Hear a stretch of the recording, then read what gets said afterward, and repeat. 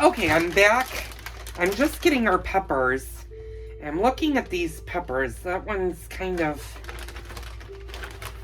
Well, the green pepper, you can definitely...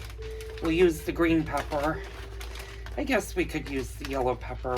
It's a little bit soft, but...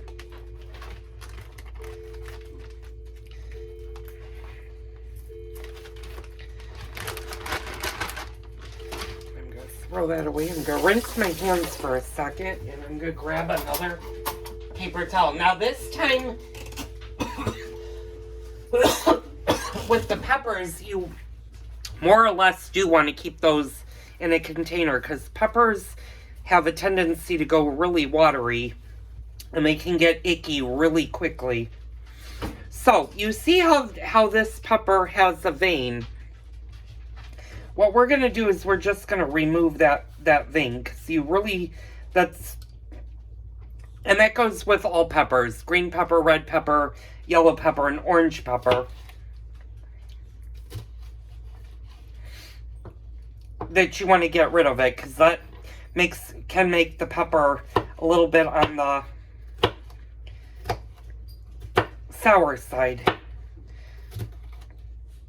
Edward, are you ready to eat? You ready, Muppet? Bob, you want to feed him?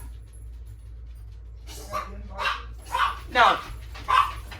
But he came downstairs, so...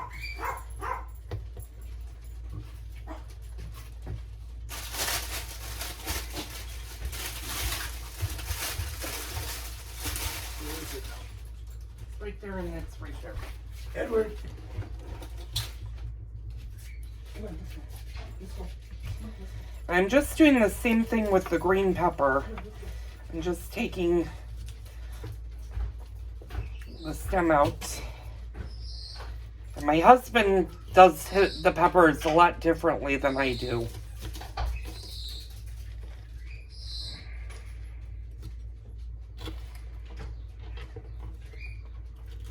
And again, then, when you cut peppers, you can do them almost any way you want. You can julienne them, you can cut them into bite-sized pieces, and I'm just doing the latter. I'm cutting them into bite-sized pieces.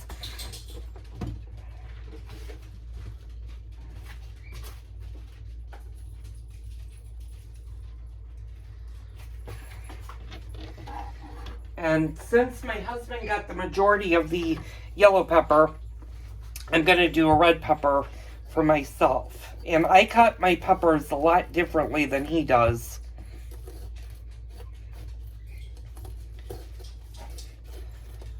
And if you have problems cutting your pepper, treat it as if it was a pumpkin, where you're going to make a nice hole in the top.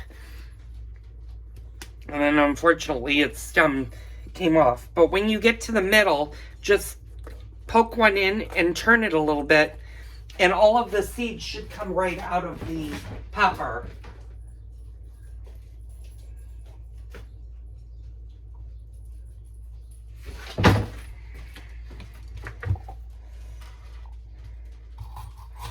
And you really don't want to have seeds in your peppers unless you like seeds. And these are different from the red pepper flakes that you have. Basically, they are the dried seeds of a red pepper. Hence why they're called red pepper. But they get really hot and spicy when you start eating the seeds. So always make sure that you discard the seeds. And like I said, I'm going to cut these into bite-sized pieces. Now, normally with it being such a hot day today, and it was very sunny today, I would water the garden. But there's a line of storms that formed out west of us that's starting to push into the area. So I don't think I need to do any watering tonight. I think Mother Nature is going to do that for me. So that'll be a good thing. Like I said, with your peppers, you do want to kind of put them in a bag. Now, they can get really, really soggy, and they can get very mushy very quickly. So try to use your paper towel or your peppers as quick as possible, and don't cut too many peppers. That'll actually preserve them from actually having them go bad. Now, what I'm going to do is I'm going to take a couple of scallions, and this is 3 scallions, and that's pretty good for a salad. I'm going to use all 3 because that ends up the bag. And when you're doing little onions like this, you can use some of the green. Obviously, the way the tops look, I wouldn't use that. And if there's any bad or soggy piece, like this is a piece that's not looking good, I'm just going to peel that off. You just want to make sure any pieces that are starting to look gooey, you get rid of and put those to the side. I'm going to put my pepper right there. And then, of course, obviously, you want to take off the root end of the onions. You don't want those in your salad either. Just cut those away. Now, I do have red peppers growing in my garden, or red onions, I should say, but they're not quite ready to harvest. They take a little bit longer to grow, so those won't be ready for probably maybe another month.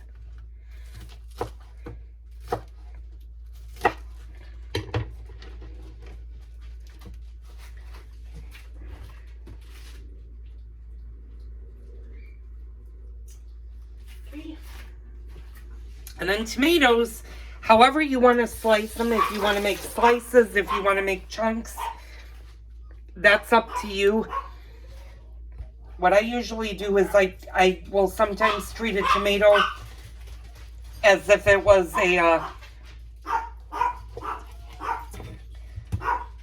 piece of fruit, and I'm just going to make a couple of slices. I'm not all that fond of tomatoes, and you might be surprised when I say that. I never was fond of tomatoes, where I don't particularly like to eat them raw.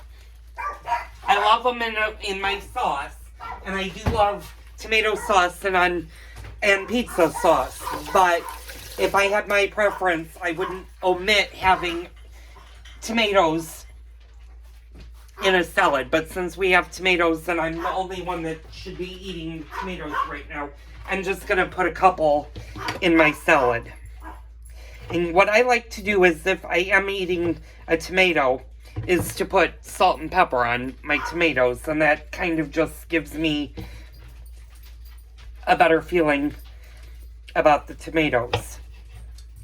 So leave me a comment down below how you like your salads, what you guys like to put in your salads.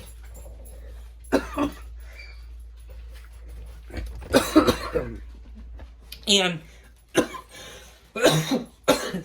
excuse me, that's my salad. My husband's is over there. That's dinner in a nutshell, and that's a salad in a nutshell. We will be, as the summer month progresses, or as July progresses into August, we will be exploring other salads. Namely, we'll be exploring Caesar, and some, we'll do potentially a potato salad. I would like to have you guys learn my grandmother's potato salad. It is phenomenal. That I have to be a little bit more careful with, because potatoes are also high in potassium. And right now, since my husband is watching his potassium, I'm trying to limit how much potatoes he eats. And the potato salad does make a lot. But I may do just a small version of my grandmother's potato salad for you guys in the future. So, that's tonight's dinner. I hope you guys enjoyed this video. I will see you on the next Cooking with Joel video.